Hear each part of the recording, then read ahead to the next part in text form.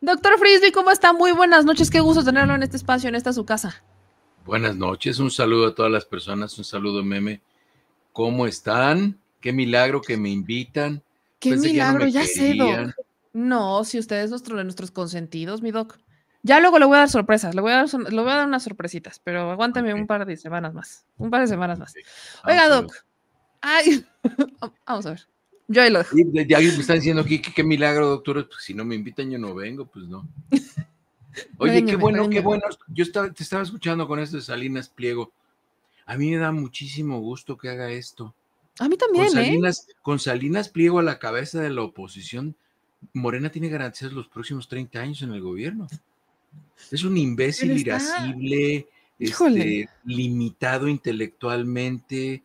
O sea, es el típico ejemplo de esos cuates que heredan una gran fortuna y se la van acabando poquito a poquito y quieren compensar todas sus minusculidades con fantochería. Pues está bien, a mí me parece extraordinario, ¿eh? Ah, yo Y que agarre también. de vocero al saco de pus, eso estaría maravilloso. No, igual y lo corren. Ya Y ve para que los no tiene proyectos mucha de suerte. altura que pongan a Belauzarán, Sí, porque tiene ¿no? mucho tamaño. Está genial, a mí me parece maravilloso. No, pero ¿sabe qué? Dentro de lo maravilloso se me hace hasta cobarde, ¿no? Yo lo pensé que iba a ser más con enjundia, porque ya venía diciendo que si era necesario él se lanzaba de presidente, de candidato, y ya después en esto dice Lourdes Mendoza que no, que primero va a ver si pega el movimiento y ya después hablamos. Y dije, pues así, ¿por qué? De una vez, con todo en caliente. Y a mí me da tanta risa la avalancha de proletariado sin conciencia de clase que va y lo sigue y le dice tío y no sé qué tal. ¿No viste que en la segunda fila de este lado de la fotografía está ese cuate que se apide Herrera, que dice que es economista? Que se Sí, acuerdan que dice que es que economista. ponía Twitter que coleccionaba calzones de sus exnovias y los traía en la cajuela del coche. Así es como ese cuate se hizo famoso. Qué bueno que tenga gente de esa estatura moral. Me parece extraordinario, es en armonía con Salinas Pliego, que invite de Sí, jefe de prensa al peloncito también, como a Pedro Ferriz, a los a Pedro dos que los Ferriz, invite. a los dos papá e hijo que se reencuentren, que se reconcilien, Sí, sería al de Frena, maravilloso. ¿Eh? al de Frena, Gilberto Lozano también, que Sí, movilice a las masas. sí, es otro cuate, sí, sí, estaría maravilloso. No, es Sí, pura sí, gente yo también lo brillante. anhelo.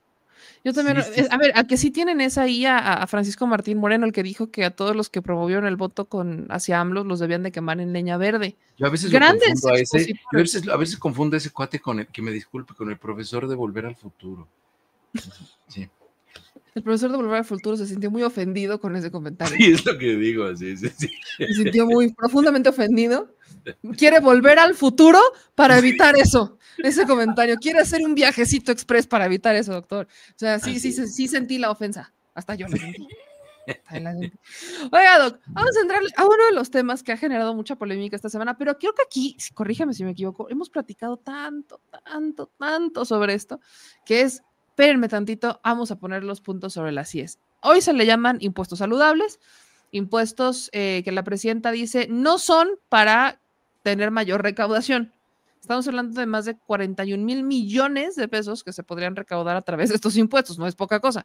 Pero dice, no es para recaudación, es para desincentivar, Desincentivar. desincentivar el consumo, por ejemplo, de refrescos. Y mencionaba la presidenta con que se deje de consumir una lata de refresco al mes, vamos de gane. Quiero partir quizás de lo más general y después ya irnos un poco a lo específico, pero ¿cuál es la visión de estos impuestos saludables? La pregunta que la gente tiene es, ¿neta sirven? Sí, el concepto de impuestos saludables es un concepto de salud pública que ya tiene muchos años y se han hecho estudios porque se tienen bien identificadas cuáles son las causas de enfermedades crónicas que podrían ayudarse de establecer impuestos. Y una de esas, pues es las más conocidas son el alcohol, el tabaco, las bebidas azucaradas, los alimentos procesados, la contaminación del agua, la contaminación del aire, todo eso tiene impuestos que tienen como derecho desincentivar la continuación de esas prácticas y en el caso de los alimentos y las bebidas, y disminuir su consumo. Ahora, Respecto al consumo de refrescos azucarados, de bebidas azucaradas en México, que no es nada más el refresco de cola más famoso, sino son muchas bebidas azucaradas. Es muy importante rescatar de dónde viene eso, porque eso no es casual que exista. O sea, no es casualidad que en México se consuma, sea probablemente el mayor consumidor de bebidas azucaradas del mundo. Eso no es casual. Y hay que entender por qué sucedió eso en México, porque para que nosotros podamos entender hacia dónde vamos, tenemos que entender de dónde venimos. Esto tiene 30 años desde que empezó esto que se conoce como la dieta NAFTA. Esto es una estrategia. En México, esta dieta la introdujo el primer presidente neoliberal de México, que fue el retrasado de Miguel de la Madrid Hurtado. Y yo siempre digo que se está peleando con quién es el más idiota, si él o Vicente Fox. En el gobierno de Miguel de la Madrid Hurtado se creó una organización en México que se llama, creo que todavía existe, Funsalud, de la cual después pertenecerían políticos como Pepe Narro, el exgobernador de Tabasco, Madrazo, mucha gente estaría allá adentro involucrada, moviendo los hilos de todo aquello que tuviera que ver con la salud de las personas, pero más bien ellos lo veían desde la perspectiva de cómo podían comercializar la enfermedad de las personas.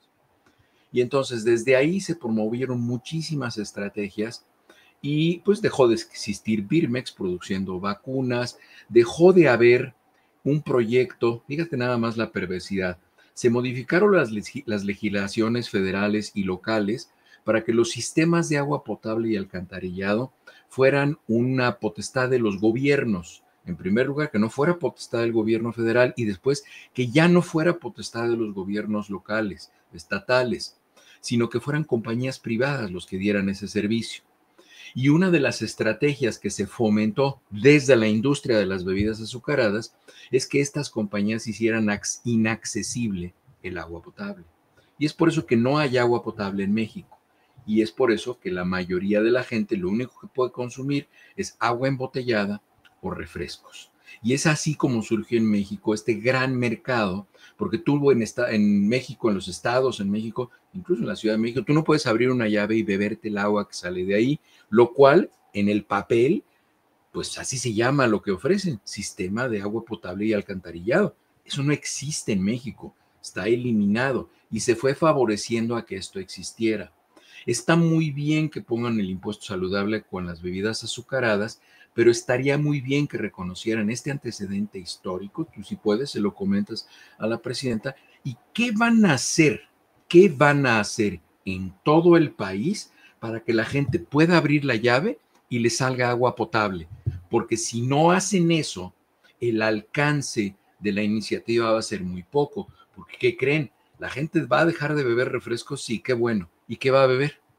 Entonces, se le tiene que ofrecer a la población, así como se está transicionando muchas cosas en México, la justicia, los servicios de salud, la inversión hacia la gente, con las ayudas sociales, con el fomento al trabajo, en fin, tantas cosas con el salario mínimo.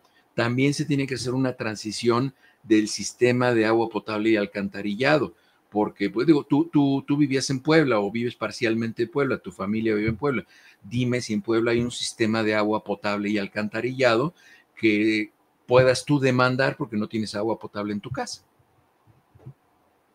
Justamente ese es un punto. O sea, no podemos hablar del impuesto saludable que tiene un efecto si no le das alternativas. Y yo recuerdo, lo platico mucho, cuando hemos ido a comunidades indígenas, por ejemplo, esta bebida azucarada, la más famosa, la de cola, se la llegan a dar a los niños chiquitos, a los bebitos, en vez de leche o en vez de agua.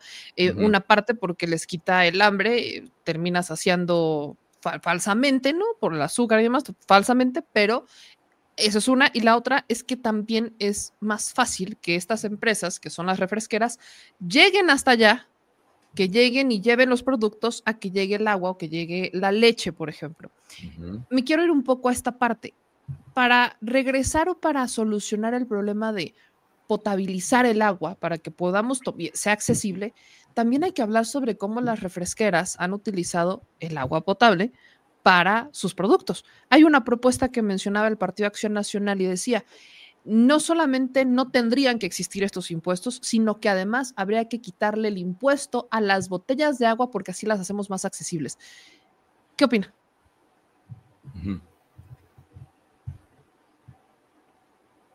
Como que se fue la señal, meme. Ahí, o sea, el Partido Acción Nacional dice que para hacer más accesible el agua, Ajá. se le tiene que quitar el impuesto a las botellas de agua, al plástico de la botella de agua, que se les quite y entonces se van a hacer más baratas las botellas de agua y por eso ya van a poder la gente comprar botella de agua. Esa es la propuesta del PAN, además de que no se ponga el impuesto sobre las bebidas azucaradas. Que yo recuerde, la empresa, la refresquera, es la misma que embotella el agua. Sí, claro, O sea, claro. es el mismo beneficio, es un beneficio para Claro. las empresas. Incluso compañías pequeñas mexicanas como Bonafont, por ejemplo, ya fueron compradas, ya fueron adquiridas. Ya la venta del agua, fíjate, es importante recordar, ¿en qué años empezó a vender agua embotellada en México? 1985, con el pretexto de que había habido un temblor y se había dañado el sistema de agua. Y se empezó a beber bebida embotellada, agua embotellada en botellas de plástico en México, en botellas que todavía contenían todos estos contaminantes conocidos como BPA, que son unos de los causantes del incremento de casos de cáncer de mama, de cáncer de colon, porque tienen falsos estimuladores estrogénicos en los plásticos de las botellas en 1985. ¿Quién era presidente de México en 1985? El cabeza hueca de Miguel de la Madrid. Entonces, todo esto inició justamente como inauguración del periodo neoliberal. Eso ya nos hacía ver para dónde se movía todo esto del negocio. Obviamente el PAN tiene esas opiniones porque son opiniones patrocinadas. Tú sabes que durante todos estos años del periodo neoliberal, desde que llegó Miguel de la Madrid hasta que llegó el presidente López Obrador, los discursos de los diputados coordinadores de las secciones de las comisiones de salud, la Cámara de Senadores, la Cámara de Diputados, sus discursos se los escribía Fonsalud y ellos leían lo que les mandaban. Les pasaba lo mismo que le pasó a esta mujer del Partido Verde que ahora que estaba leyendo, empezó a leer unas babosadas porque no sabía lo que estaba leyendo, no lo había leído. O sea, simplemente no lo había escrito, no lo había leído y así se lo pasaron para que lo leyera. Entonces, todas estas personas que han estado en las comisiones de salud son personas que están muy bien aceitadas de la mandíbula por la industria de los alimentos procesados, del tabaco, del alcohol, de las bebidas azucaradas. Entonces, no, la verdad es que yo no espero nada diferente del PAN. Incluso yo les agradezco que hagan este tipo de declaraciones porque así nos ayudan a que no se nos olvide quiénes son.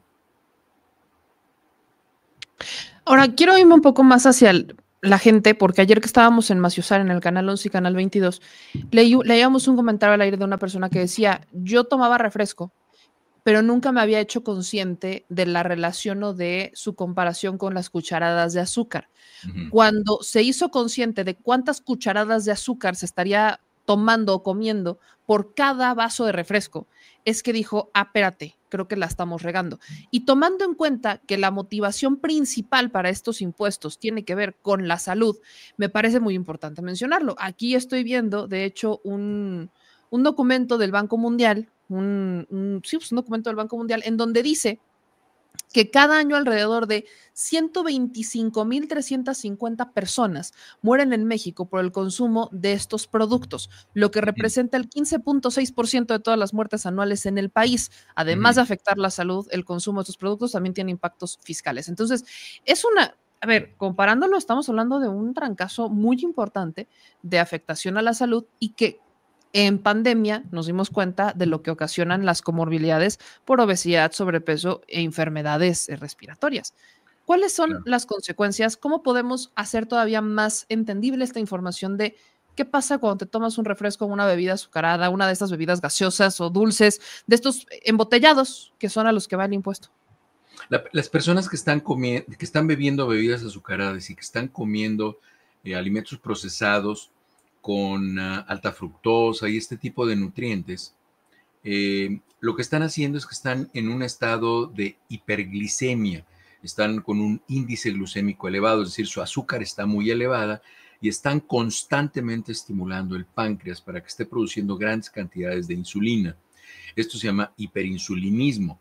La insulina es una de las hormonas más anabólicas que existe. Esto hace que la gente se ponga grande, que se ponga muy amplia, que les crezcan los músculos, que ganen más grasa, y eso hace que la gente desarrolle algo que se conoce como síndrome metabólico. El síndrome metabólico o síndrome X es el síndrome que ya conocemos hace mucho tiempo, que es un estado de inflamación crónica de baja intensidad que le ofrece a las personas una plataforma en la cual cualquier enfermedad incidental como el COVID les va a proporcionar unas tasas más elevadas de mortalidad. Yo me acuerdo que hacían mucho escándalo porque en México había unas tasas altísimas de COVID. Justamente los cretinos estos del PAN, que de verdad dicen estas brutalidades, son los que salen y dicen que en México se murieron más personas que en cualquier otro país, que eso es muy grave, que eso es muy delicado, pero hay un libro de unas doctoras que no son aficionadas a la 4T, ni son de Morena, ni nada, y ahí lo dicen. El 54% de las muertes que se presentaron durante la pandemia COVID están relacionadas con un exceso de peso, obesidad, síndrome metabólico y un estado inflamatorio de baja intensidad crónico.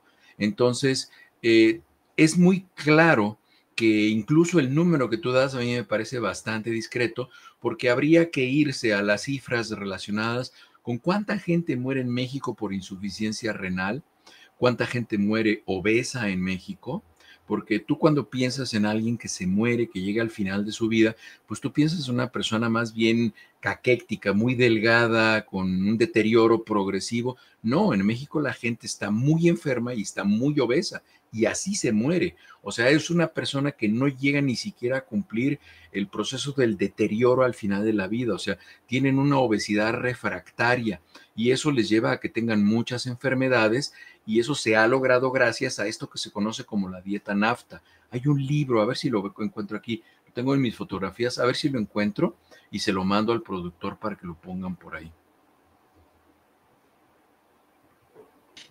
En lo que estamos con ese libro, a ver, o sea, estamos hablando de enfermedades y que nos han dado nos han dado en la torre.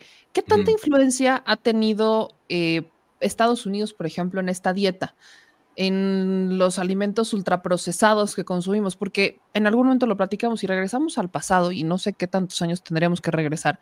México era un país que comía bastante bien. Tenemos todos los alimentos, frutas, verduras, o sea, tenemos una diversidad muy sana de comida. ¿En qué Claro. momento se introducen los alimentos ultraprocesados? Eso fue parte de también, no quiero pensar mal, pero uno dice piensa mal y acertarás. Termina pareciendo una conspiración en contra de la salud para favorecer a distintas empresas e incluso hasta las farmacéuticas. Le podemos poner el nombre de conspiración si quieres, pero más bien es una estrategia muy bien planeada y Ujú. muy bien diseñada, más que una conspiración, porque la conspiración es así algo como que no puedes probar, como que no sabes de dónde viene, y como que hay gente que dice, hay gente que... No, aquí hay libros, hay tesis doctorales que revisan la dieta NAFTA, y eso se empezó a introducir como una estrategia comercial y mercantil desde el ingreso del periodo neoliberal, 1985, y cuando se tuvo mucho más influencia y prácticamente vendieron el país.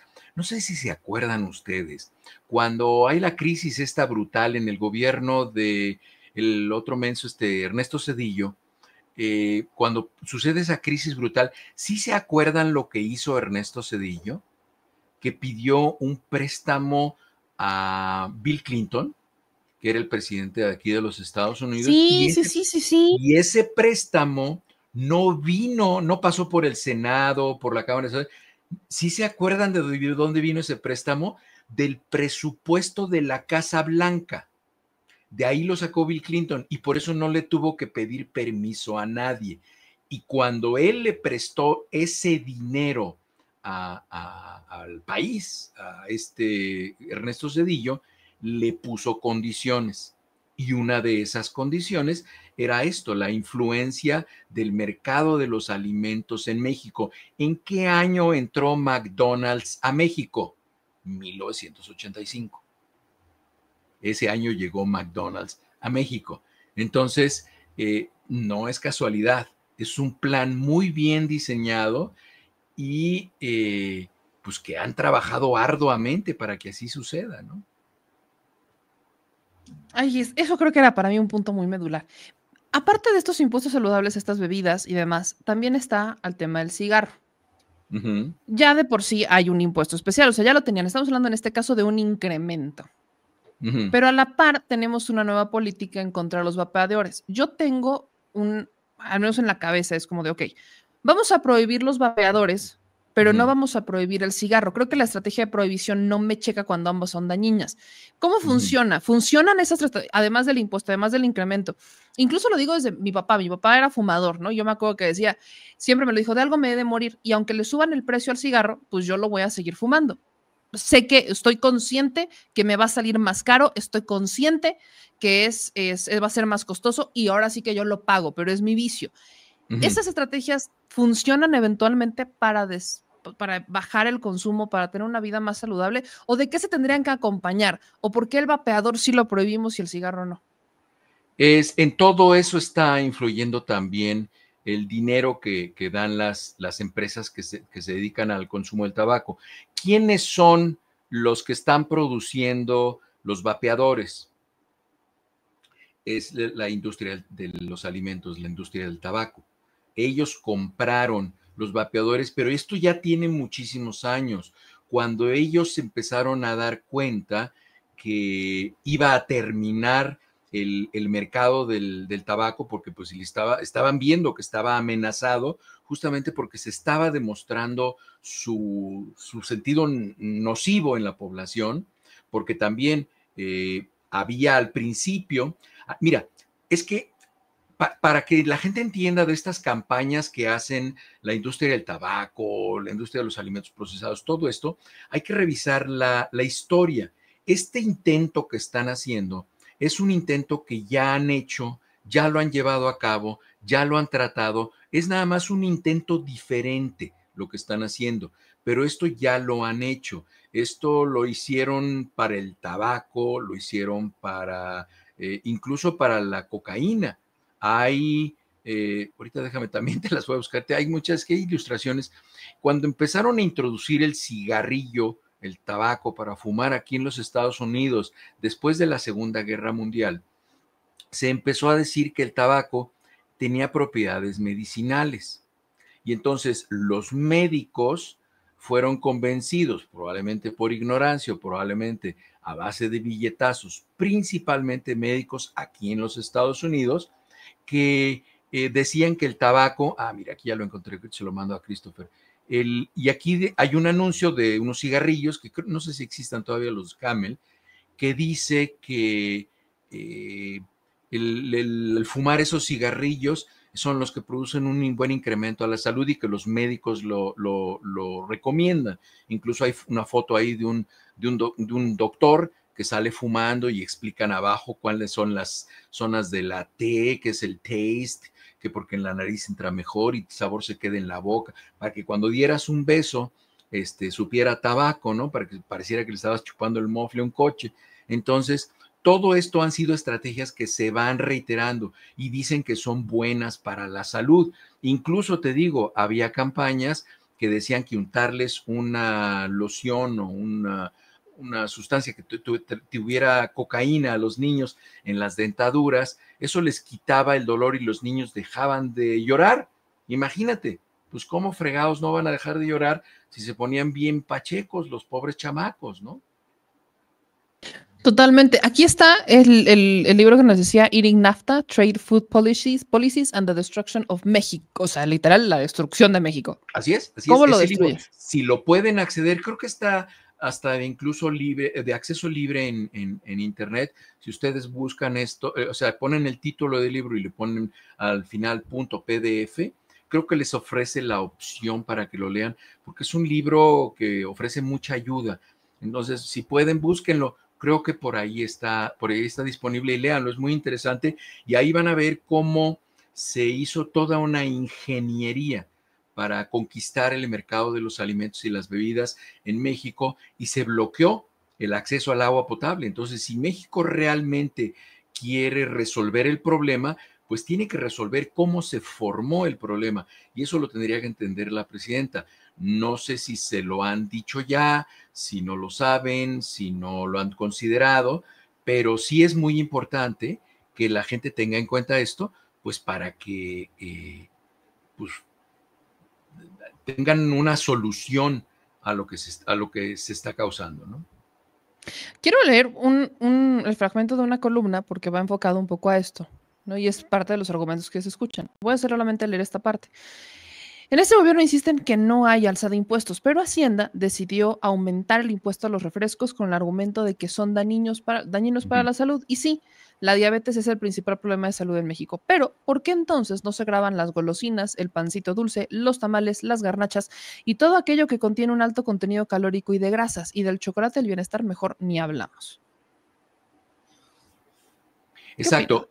Ese es, mira, eso que están haciendo allí en esa columna de Fray Bartolomé, lo que están haciendo en esa columna es una estrategia de comunicación y de mercadotecnia que no sé el nombre, mi esposa es experta en comunicación, en todas estas cosas, yo no me sé el nombre, pero sé cuál es el objetivo. Y es justamente lo mismo que están haciendo ahorita respecto a la política en México, que están agarrando gente que es nefasta como Ricardo Monreal y están aprovechando a esa figura para decir todos son iguales. Entonces, aquí lo que está haciendo esta columna de Fray Bartolomé está tratando de inducir en la mente de las personas que piensen que es lo mismo grabar una bebida que grabar una golosina. La gente puede sobrevivir sin consumir golosinas y no es parte de su alimentación fundamental. Eh, pero beber una bebida azucarada así. Aquí en Estados Unidos, que tenemos, yo puedo abrir el agua de la cocina y sacar esta garrafa de agua potable, aquí lo puedo hacer. Aquí la gente, por decisión propia, no bebe agua. Yo veo pacientes y les pregunto, ¿cuánta agua bebe al día? Pacientes con insuficiencia renal, ¿cuánta agua bebe al día? ¿Cómo no? No, pues yo tomo mi té en la mañana, mi café, ahí bebo el agua y no, agua. ¿Cuánta agua se sirve así en un vaso? No, pues yo nunca he tomado agua. ¿Desde cuándo? No, pues yo creo que no me acuerdo cuándo, doctor. O sea, pues de chiquito probablemente me ha dado, ¿no? Pero no. Y estamos hablando de personas de 60 años. Son personas que tienen más de 40, 50 años que no beben agua. No toman un vaso con agua y se lo beben. No toman agua. Entonces, ese es un logro de la dieta NAFTA. Esa dieta NAFTA que ha destruido a México, también ha destruido a los Estados Unidos. Por eso es que Estados Unidos tiene esas tasas de obesidad, de diabetes. Por eso en Estados Unidos en las últimas 2 décadas la expectativa de vida ha disminuido y es el único país del G8 en el cual la expectativa de vida ha disminuido. Y es por eso, por la dieta, por la alimentación que se tiene aquí y eso ha contaminado a México. Entonces, eso es lo que está sucediendo. Y esta columna de este señor Fray Bartolomé, no sé si sea hombre o mujer quien escribe eso, entonces hay gente que igual lo único que bebe es cerveza, por ahí veo que alguien está escribiendo, no sé si en broma o en serio, pero hay gente que lo único que bebe es cerveza. La cerveza tiene un alto índice glucémico por los derivados de los cereales con los que se produce las levaduras que contiene la cerveza. Entonces, la cerveza es una de las causas de mayor enfermedad cardiovascular en las personas de bajo nivel socioeconómico porque no tienen dinero para beber algo más costoso. Entonces, las personas que son obesas por beber cerveza es incluso un rasgo de un bajo nivel socioeconómico. Doctor Frisby, antes de irme, quiero que haya un comentario que dice Luz Águila sobre el gen de la obesidad. ¿Existe el gen de la obesidad? O sea, ¿la obesidad es genética? No, existen heredados patrones de alimentación, cómo comen en las familias, eso sí se hereda. Y lo que sí existe en México, en el país como México y en la población de Latinoamérica, es la tendencia a desarrollar enfermedades de metabolismo de los carbohidratos. La más conocida es la diabetes mellitus tipo 2. Y eso es porque la población en Latinoamérica tiene tendencia a tener algo que se conoce como resistencia a la insulina. La resistencia a la insulina es algo que se hereda y no es otra cosa más que los receptores que tendrían que tomar de la mano la glucosa y meterse a la célula para que se pudieran llevar a cabo los procesos de producción de energía, se quedan afuera dando vueltas, no pueden entrar porque esos receptores no responden. Y por eso es que uno de los medicamentos que utiliza es metformina, porque sensibiliza a los receptores para que se pueda meter el matrimonio insulina-glucosa y haga su trabajo.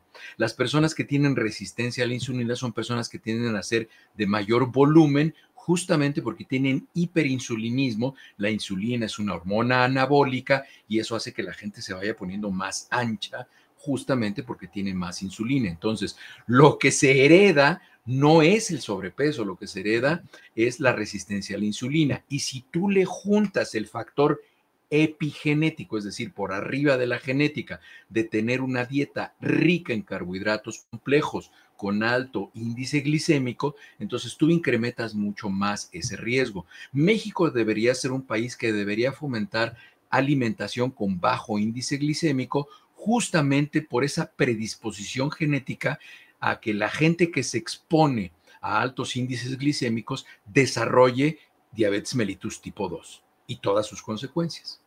Sí, yo tengo resistencia a la insulina y así que es perfectamente el tema. Tienes que tener Ujú. un consumo muy controlado, hacer ejercicio, tomar mucha agua, o sea, tienes que tener y es un cambio de hábito que no es fácil, porque a mí me encanta que te dicen, Y nada los, más cambia la dieta y hace ejercicios y ya.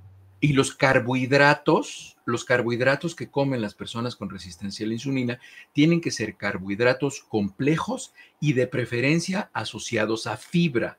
¿En dónde encontramos eso? En los vegetales Ujú. y preferentemente en los vegetales crudos. Es por eso que el decirle a un paciente tienes que comer mejor, tienes que mejorar tu dieta, es incluso hasta una falta de respeto, porque la gente no sabe qué es lo que le estás diciendo, no sabemos. Yo tengo una nutrióloga y que a mí me hace mis dietas personalizadas para lo que yo necesito, para el tipo de ejercicio que me gusta hacer, para la actividad que yo tengo, para que, bueno, yo pueda ser una persona saludable a los 60 años, ¿no? Entonces, hay que tener una nutrióloga, y digo nutrióloga porque la mayoría son mujeres, nutrióloga o un nutriólogo. Ahí la encuentran, a mi nutrióloga la encuentran en Twitter, si la buscan, es doctor Fer MDO, por ahí la encuentran, es mi nutrióloga, Fer Mundo o algo así se llama, es Fernanda Montes de Oca, así creo que es Fernanda MDO, doctor Fer MDO, ese es su nombre de usuario en Twitter. Ahí la encuentran, la pueden contactar y les da consulta en línea. Ella vive en Barcelona. Ella es mexicana, vive en Barcelona, pero es una extraordinaria nutrióloga y a mí me hace mis dietas y yo logro conservarme en el peso que me conservo, con la concentración de muscular que a mí me interesa, porque así como, ¿no? Aquí hay varios comentarios. Dice Ross, doctor, ¿el azúcar es buena o mala? ¿Qué es la fructuosa? Estoy confundido. ¿Qué es lo correcto? La fructosa es un azúcar, exactamente igual que la glucosa. La glucosa, fructosa, sacarosa, todas esas son glucosas.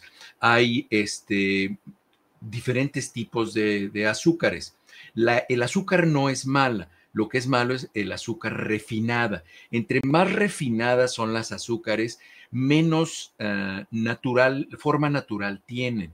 Las azúcares vienen a nosotros principalmente en frutas y verduras. Así es como nosotros tenemos acceso a los azúcares. Las azúcares refinadas, esas muy blanquitas, que tomamos una cuchara y nos las servimos, tienen incluso un impacto hasta cultural, porque nosotros en la cabeza tenemos que lo que es más blanco es más bueno.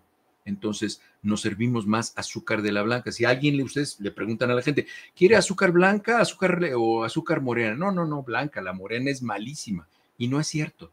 El azúcar no refinada es mucho mejor que el azúcar. El azúcar tiene refinada tiene mucho mayor índice glucémico. Nosotros necesitamos comer azúcares, necesitamos comerlos. Entonces, se ha intentado utilizar, por ejemplo, la fructosa. La fructosa es un azúcar que viene mucho en las frutas, pero si nosotros sacamos la fructosa de la fruta, ya sin la fibra, sin la pulpa, ¿para qué sirve una fruta que trae azúcares y trae fibra? Porque la fibra va a balancear el porcentaje de glucosa que nuestro intestino va a absorber. La fibra disminuye la absorción de los azúcares y las grasas. Entonces solamente vamos a absorber lo que nosotros necesitamos y el resto se va a ir con la evacuación. Entonces es muy importante que la gente aprenda. Y pues si la gente no se quiere acostumbrar a no comer tanta azúcar, pues es un trabajo que lleva tiempo para que la gente que le gusta mucho lo azucarado deje de comer alimentos azucarados.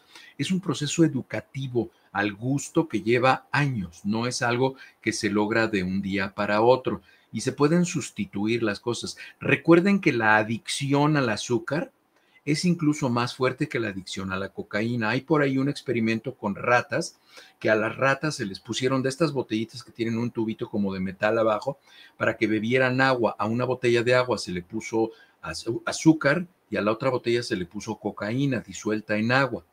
Al principio las ratas iban y tomaban la de cocaína y se ponían bien chifladillas, ¿no? Pero después empezaron a probar la de azúcar y al paso del tiempo las ratas se volvieron obesas y a la cocaína ya ni caso le hacían. Y la adicción al azúcar es algo que a nosotros nos imponen nuestros mayores cuando somos bebés, y es cuando le ponen mielecita a la fruta, cuando le ponen azuquitar a la fruta. Ustedes acuérdense, no sé si ustedes han visto una bebé o un bebé, cuando son bebés, la primera vez, las primeras veces que exponen a los bebés al azúcar, los bebés escupen todo lo que es dulce.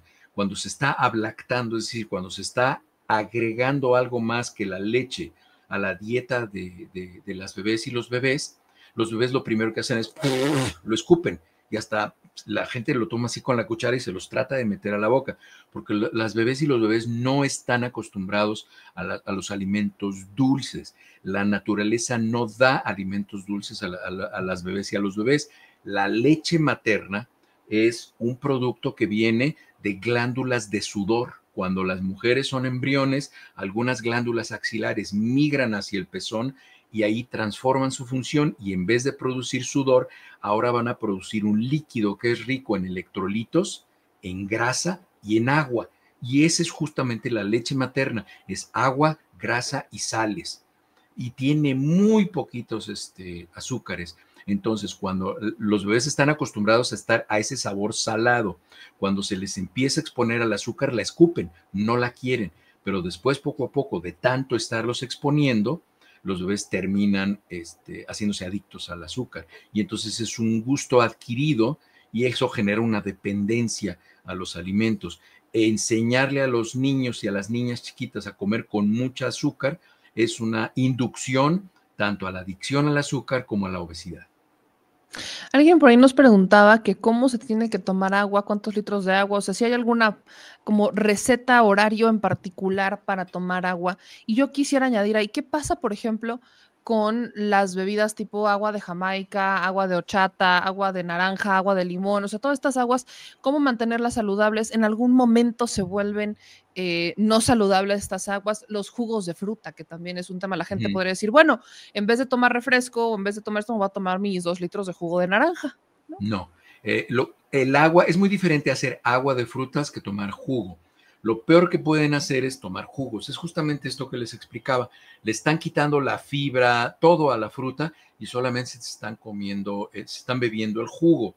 Eso es una concentración de glucosa tremenda y eso, si ustedes pudieran ver a su páncreas cómo está llorando, no lo harían. Tomar agua de frutas está bien siempre y cuando no sea más del 15 al 20% del contenido del agua la fruta, el extracto de la fruta, que lo demás sea agua. Si la quieren endulzar, pónganle azúcar morena. Eso es lo que pueden hacer. Y la otra pregunta que me hacías, la primera, ¿qué me preguntaste, Meme? Al principio. De la gente, ¿no? Que dice, vamos a cambiar el Sí, agua ¿cuánto se por tiene que beber? cuánto se ¿Cuánto tiene que tienen que tomar. beber el agua? No es tan difícil saberlo, ¿eh? No es tan difícil saberlo. ¿Cuál es la función del agua cuando nosotros la bebemos? La función del agua es para que nuestros riñones puedan filtrar todo aquello que no es saludable que está circulando en la sangre. Y entonces, ¿qué es lo que pasa? Que el agua pasa por los riñones, que son como el papel filtro de una cafetera, y ahí se queda atorado todo lo que no debe haber, sigue la sangre limpia y todo eso que se acumuló en el papel filtro lo orinamos. Entonces, cuando nuestra orina ya está clara prácticamente del color del agua que estamos bebiendo a las 5 o 6 de la tarde, ese día logramos beber la cantidad apropiada de agua. No hay una cifra mágica ni un número mágico, porque eso depende de lo que respiremos, de lo que comamos y de lo que bebamos. Incluso si nos ponemos alguna loción o algún bloqueador solar, el ponernos un bloqueador solar, eso incrementa nuestra necesidad de tomar agua, porque hay sustancias en los filtros solares que se van a absorber, pasan a la circulación y se tienen que eliminar a través de la orina.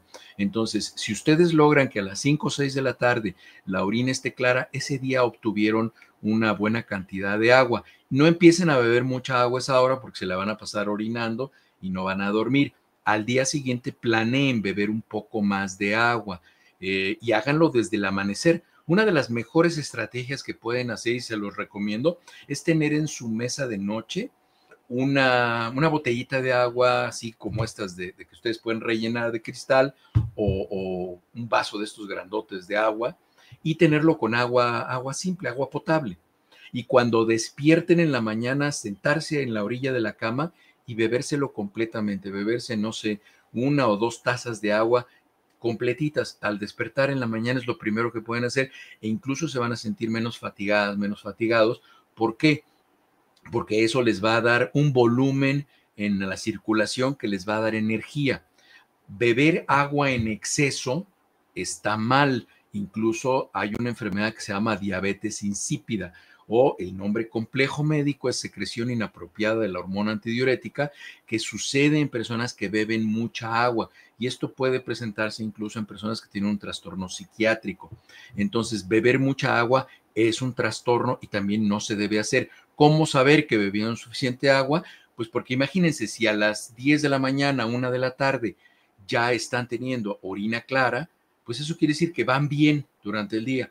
A la hora de la comida van a comer algo más, de eso que van a comer hay algo que filtrar a través del riñón, entonces hay que beber una cantidad suficiente de agua también con los alimentos. Siempre que vayan a inhalar algo, es decir, si van a ir a un ambiente donde hay contaminación, donde hay una neblina o se está quemando algo y todo eso lo están inhalando, todo eso se absorbe y pasa a la circulación y eso lo tienen que orinar.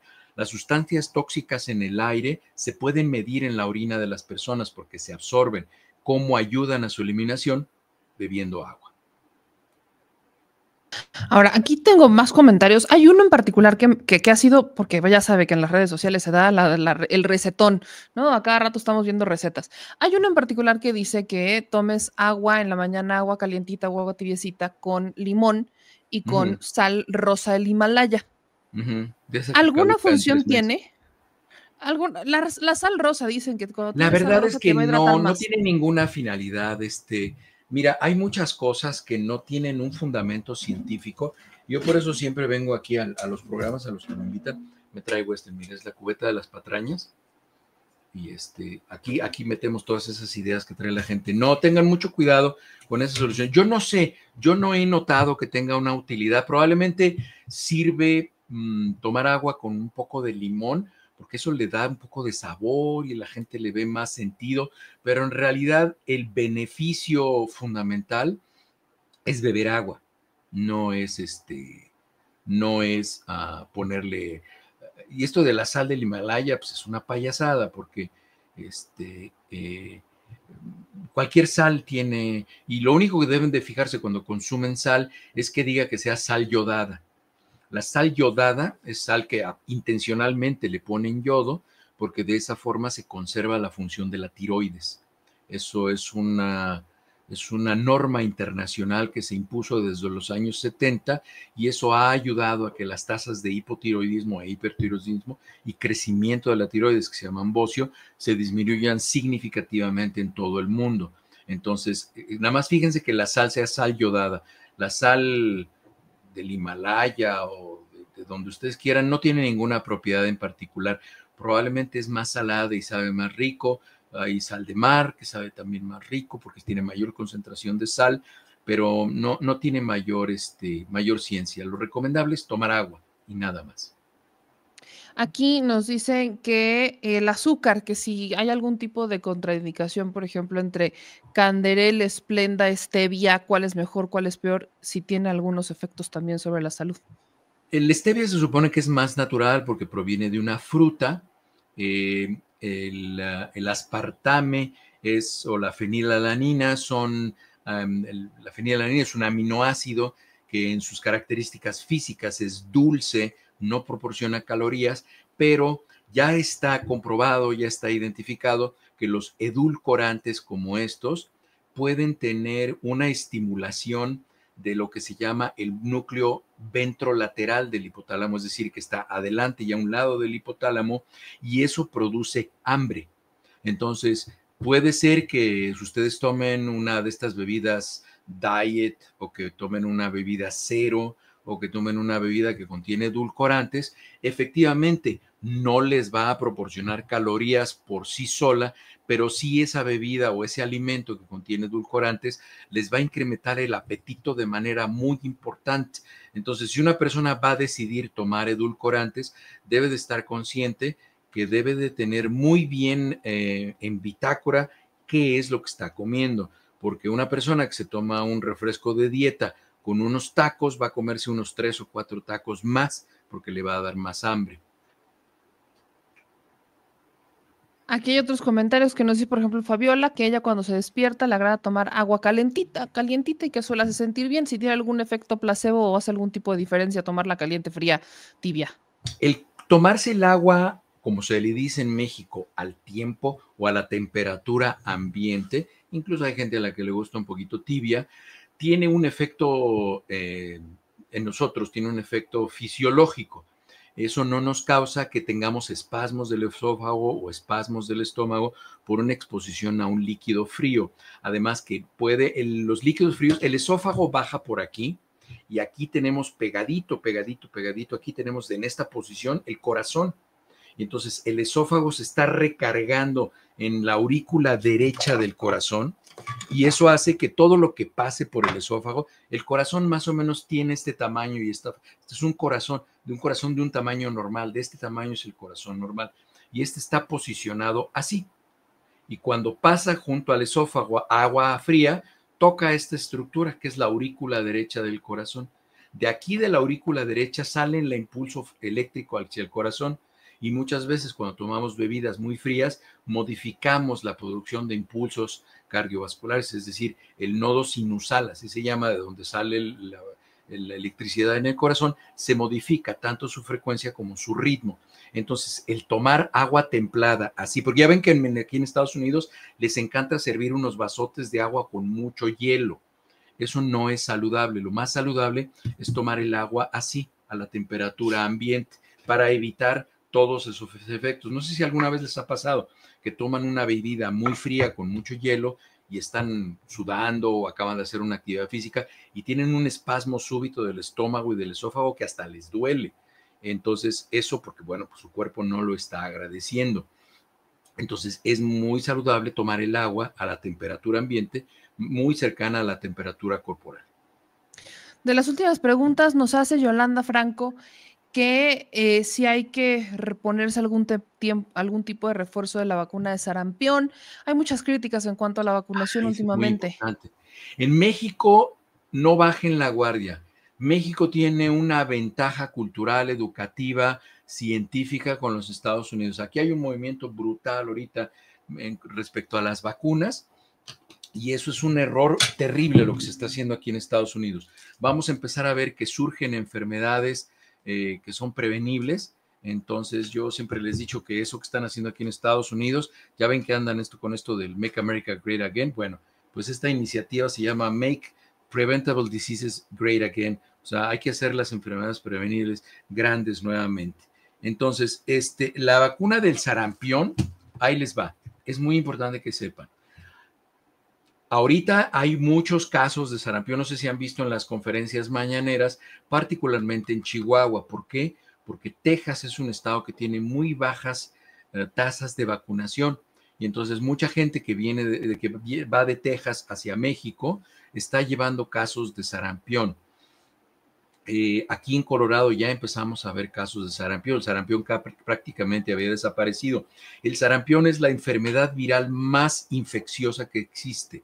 Es decir, es la enfermedad que tiene el mayor riesgo de infectarse. Si aquí a este estudio que tengo con sonido entrara una persona con sarampión, caminara así, se diera 2 vueltas caminando y se saliera y la puerta estuviera abierta, hasta 4 horas después, si yo entro caminando y respiro, me puede infectar de sarampión.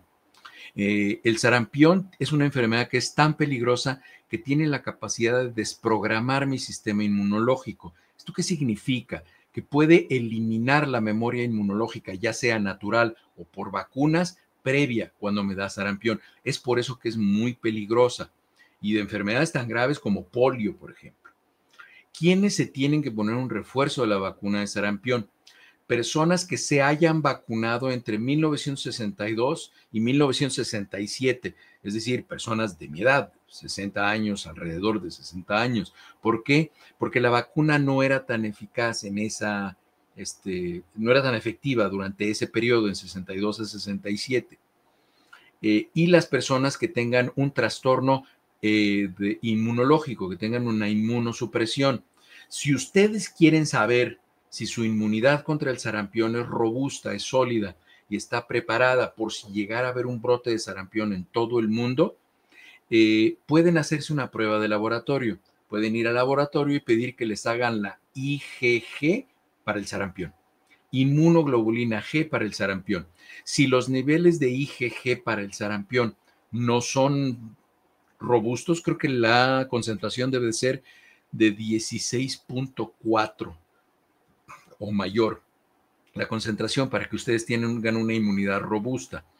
Si tienen una inmunidad superior, pues está mucho mejor. Si tienen menos de la inmunidad requerida para que eso les signifique una defensa para no presentar una enfermedad grave o incluso riesgo de muerte, se pueden poner un refuerzo. Esa es una pregunta importante que justamente era el tema de la vacunación. Justamente el tema de la vacunación. Dice Albert, una pregunta, doctor, ¿qué hay de tomar agua, pero ahora con bicarbonato y limón en las mañanas? Ya no es sal, ahora es bicarbonato. Pues el bicarbonato es una sal, entonces ahí contiene muchos electrolitos. Miren, lo único que les pido de favor es que no vayan a comprar agua alcalina, porque eso Sí, que esa es es buenísima, una fantocha. Eso déjenselo a los hipsters, ¿no? Ya ven que ahora los hipsters andan haciendo cosas. Antes, por ahí hay una standupera aquí en Estados Unidos y creo que también va a México, que dice que ahora los hipsters le están robando las cosas a los pobres, porque antes era de pobres que 6 vivieran en un departamento y ahora ya son roomies, ¿no? Ya es correcto, ya cambiamos el término. Antes era de pobres no desayunar y ahora ya dicen que es ayuno intermitente. Ayuno intermitente, eso sí lo vi, ya es ayuno intermitente, sí. Antes tenías que caminar horas para llegar a tu destino, ahora haces hiking. Sí, antes era de pobres tener perros mestizos y ahora no, ahora hasta se toman fotos, ya son sus perrijos y no sé qué tantas cosas, pero bueno, bueno, regresando al tema, la gente tiene que tener, por ahí vi una pregunta acerca de la miel de abeja. Si van a decidir consumir miel de abeja, ahorita contesto lo del bicarbonato con limón en las mañanas. Si van a consumir miel de abeja, tiene que ser miel de abeja de la región en donde viven, preferentemente. Y les voy a platicar por qué.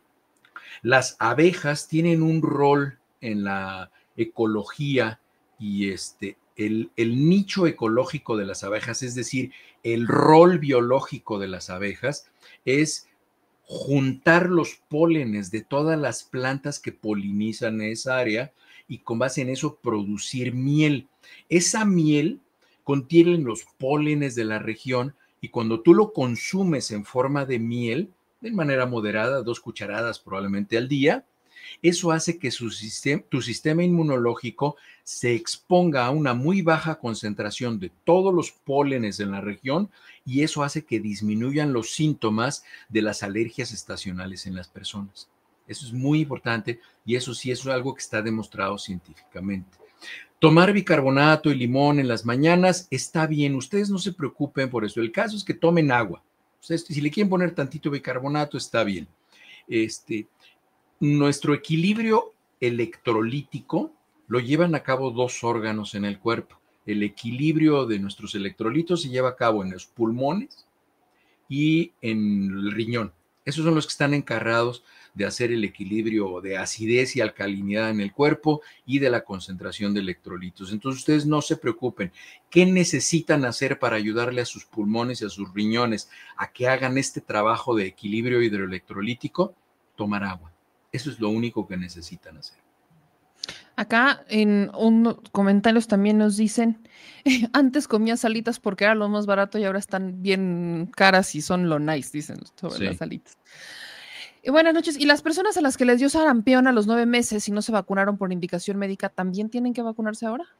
La manera, doctor Arturo, la manera de saber si necesitan ser vacunados a las personas, esta es una pregunta que cae en el contexto de la individualidad. Entonces, esta es una pregunta que se tiene que resolver con la recomendación que nos lleva a conocer el estado inmunológico de las personas. Si nosotros tenemos la duda si esta persona está protegida con sarampión, antes pensábamos que el sarampión nos daba una protección vitalicia, pero ahora ha cambiado mucho los estudios y el entendimiento de la inmunidad, y es por eso que si nosotros tenemos duda de nuestra inmunidad para una enfermedad específica, es altamente recomendable hacer este estudio de laboratorio que les digo, la inmunoglobulina G para el sarampión, y así nosotros sabemos si tenemos una inmunidad robusta.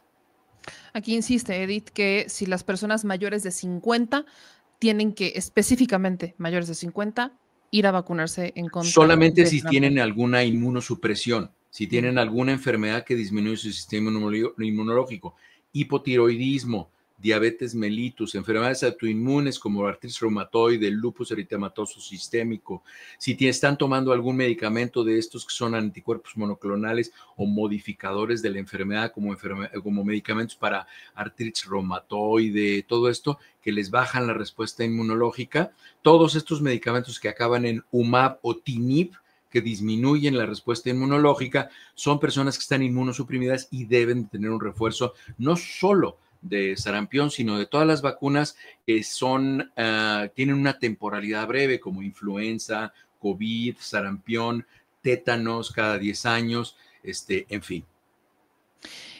Dice Mar que si a las personas con reacción grave a la vacuna de tétanos que tuvieron hace algunos años, es seguro si se vacunan en contra de sarampión. Si tuvieron reacción a una vacuna, ¿podrían vacunarse en contra de sarampión? El tener reacción a una vacuna no significa que las van a tener hacia las otras.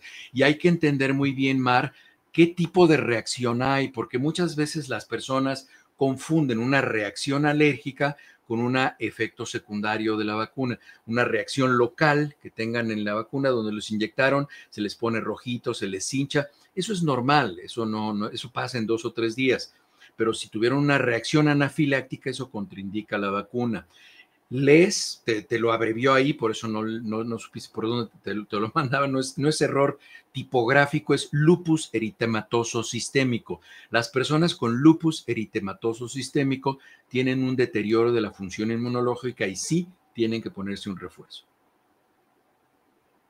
Y ya nos dice que no, que el sarampión ya estaba erradicado, y gracias por la aclaración. Sí, esa es una de las tragedias más grandes, Sil, que vamos a empezar a ver, que toda esta gente que está no vacunando a sus hijas y a sus hijos, están ofreciéndole a la ciencia dos cosas. Voluntaria, es curioso porque toda esta gente, por ejemplo, el señor Kennedy, Donald Trump, ellos están vacunados y tienen refuerzos. Sus hijas y sus hijos están vacunados y tienen refuerzos. Sus nietas y sus nietos están vacunados y tienen refuerzos, pero están recomendando no hacerlo.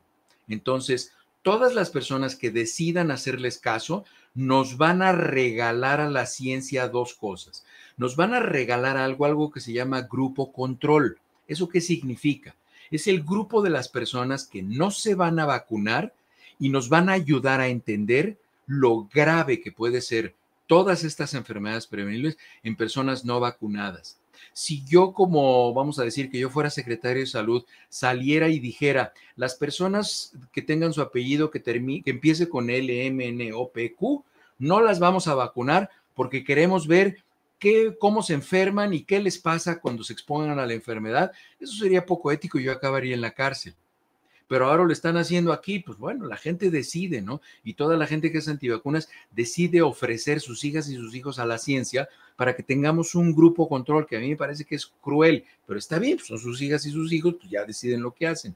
Y la segunda, que es un daño social el que están provocando, es que cuando un virus se mete a un organismo que no tiene anticuerpos, que no tiene un sistema inmunológico preparado para ello, utilizan esos virus, nuestro organismo, para reproducirse de forma masiva. Y en esa replicación que hacen esos virus, se pueden equivocar en la secuencia genética y puede ser por obra del azar, no porque así lo planeen los virus, que se genere una forma, que haya una generación de virus con un código genético diferente que infecte más y enferme con mayor gravedad. ¿Se acuerdan que eso pasó con el COVID? ¿Se acuerdan que pasábamos de una variante a otra y hubo la Delta, que era muy peligrosa, y salió el doctor panzón del hospital inglés a decir que era muy seguro ir al cine justamente en el pico más alto de Delta porque le aceitaron el hocico de una cadena de cines? Bueno, todas esas cosas que vemos siguen sucediendo, suceden cotidianamente y seguirán sucediendo durante la historia de la humanidad.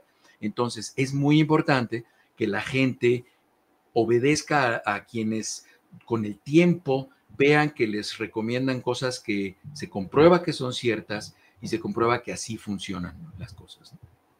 Doctor Frisby, ¿con qué cerramos? Yo creo, a ver, estamos hablando mucho sobre impuestos saludables, vi la prevención, de poner atención, de cuidarnos. Creo que estamos en un momento clave. Desde el gobierno lo han insistido mucho en distintas estrategias. Creo que faltan muchas más, sobre todo con el tema del agua potable, porque efectivamente, ajá, les quitas refrescos y demás, y luego ¿qué van a tomar? México está haciendo las cosas muy bien. El camino al que va siguiendo México hacia la socialización de la medicina es lo mejor que se puede hacer. El sistema de salud en México no es como Dinamarca hoy, pero va tendiendo a ese rumbo. Aquí es desastroso el sistema de salud en Estados Unidos. Aquí la salud es un negocio.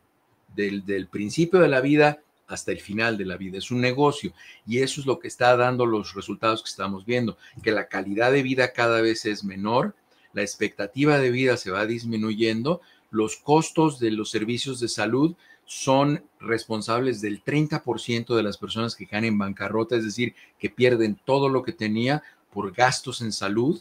Es terrible lo que sucede aquí. Lo que está haciendo en México está muy bien.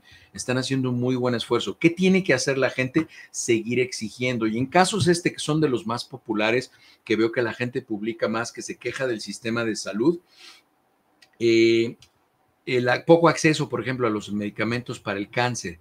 Eso es algo que se está manejando desde las estructuras que se beneficiaban por la distribución de medicamentos, siguen bloqueando el acceso. Incluso bloquean el acceso a medicamentos contra el cáncer desde adentro de los hospitales.